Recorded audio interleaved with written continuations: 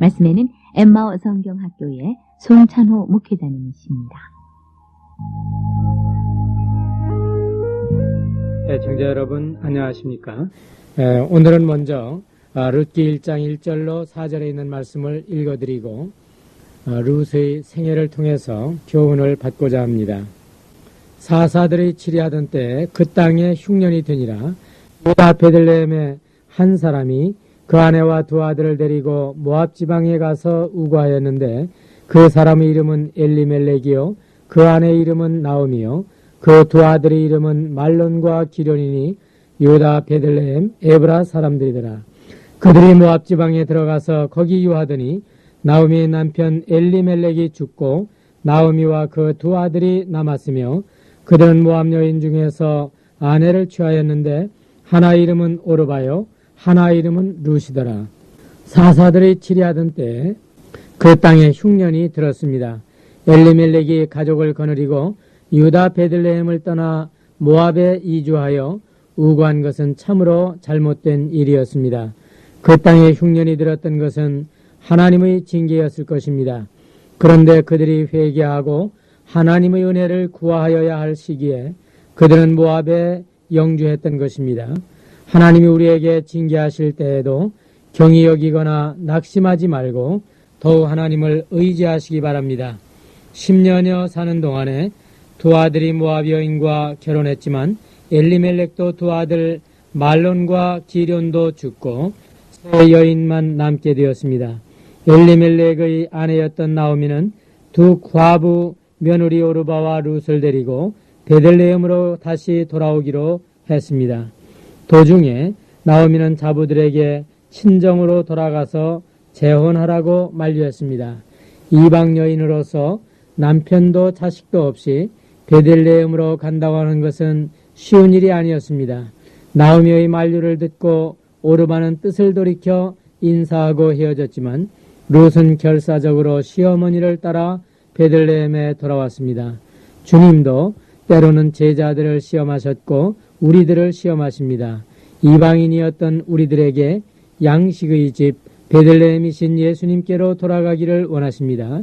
주님은 애굽이나 모압의 미련을 버리지 못해 연연하는 육신적이고 정욕적이고 세상적인 삶을 싫어하십니다. 그러나 누구든지 주님을 따르려는 사람은 자기를 부인하고 날마다 제 십자가를 지고 주님을 따라야 할 것입니다. 룻의 고백처럼 주님을 사랑하셔서 일사각오의 신앙으로 주님을 섬기실 때 주님은 참으로 기뻐하실 것입니다. 나오미가 또 가로되 보라 내 동서는 그 백성과 그 신에게로 돌아가나니 너도 동서를 따라 돌아가라.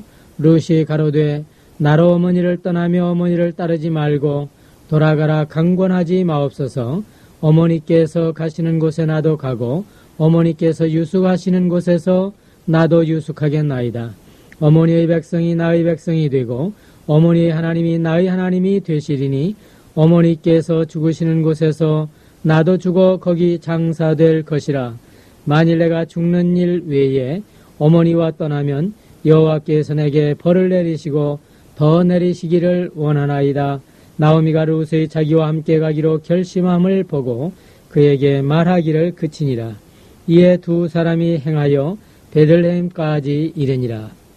베들레헴에 돌아온 룻은 때마침 보리추수를 시작할 때이어서 이밭 저밭으로 다니면서 이삭을 열심히 주었습니다. 하나님은 나그네와 고아와 과부 등 가난하고 무이무탁한 자들을 위하여 밭모퉁이까지 다 베지 말고 남겨두라고 말씀하셨습니다.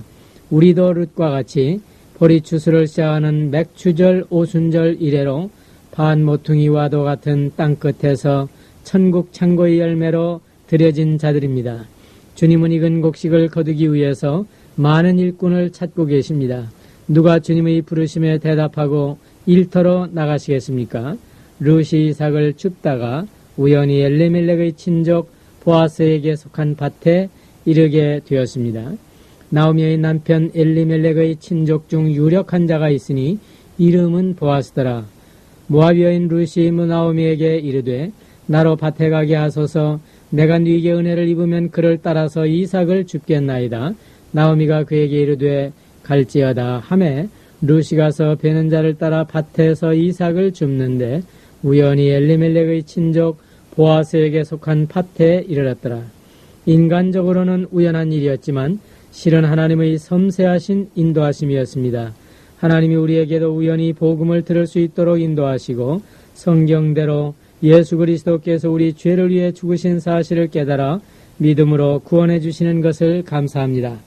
당시 중동 지방에는 형이 죽었을 때 미망인인 형수에게 자식을 낳게 하고 토지도 상속하도록 규정되어 있었습니다. 그런데 엘리멜렉에게는 부유하고 마음씨 착한 보아스가 유력했습니다. 이에 나오미는 룻에게 당부했고 룻은 기꺼이 순종했습니다. 룻이 시모에게 이르되 어머니의 말씀대로 내가 다 행하리이다 하니라. 그가 타작마당으로 내려가서 시모의 명대로 다 하니라. 보아스의 이름은 유력하다는 뜻으로 승천하신 주님을 연상케 합니다. 이방 여인 룻이 보아스에게서 보호와 상속을 요청했듯이 주님을 의지하시고 주님의 날개 아래 보호를 받으시며 영원한 하늘나라의 기업을 누리시기를 바랍니다.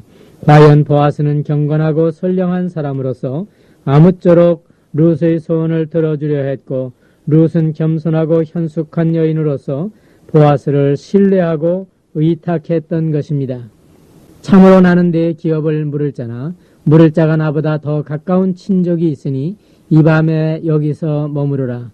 아침에 그가 기업 물을 자의 책임을 내게 이행하려 하면 좋으니 그가 기업 물을 자의 책임을 행할 것이니라.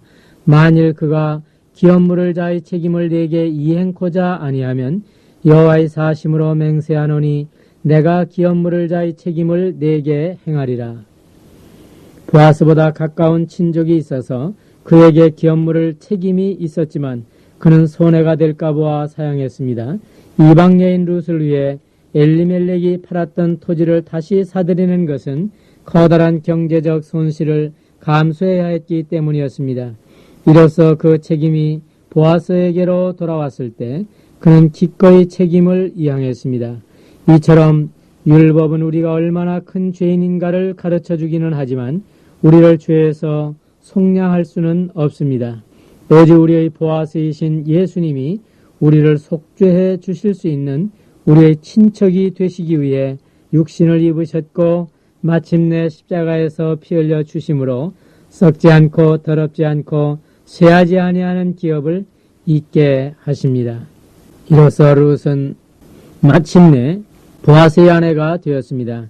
옛적 이스라엘 중에 모든 것을 무르거나 교환하는 일을 확정하기 위하여 사람이 그 신을 벗어 그 이웃에게 주더니 이것이 이스라엘의 증명하는 전례가 된지라.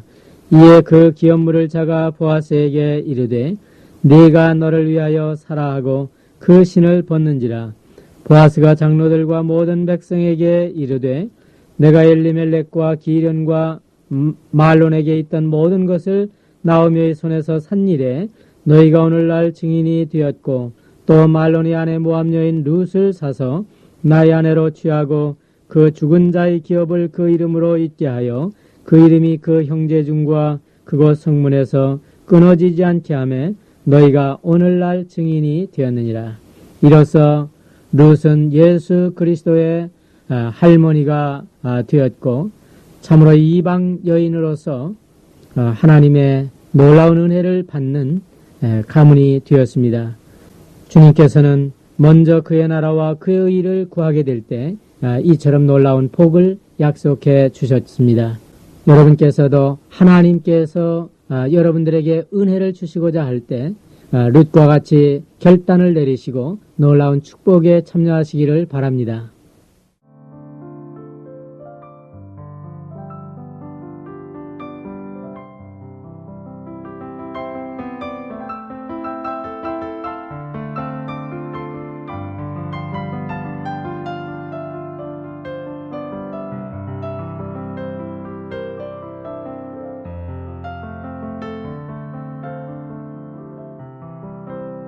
지금까지 말씀에는 엠마오 성경학교의 송찬호 목회자님이었습니다.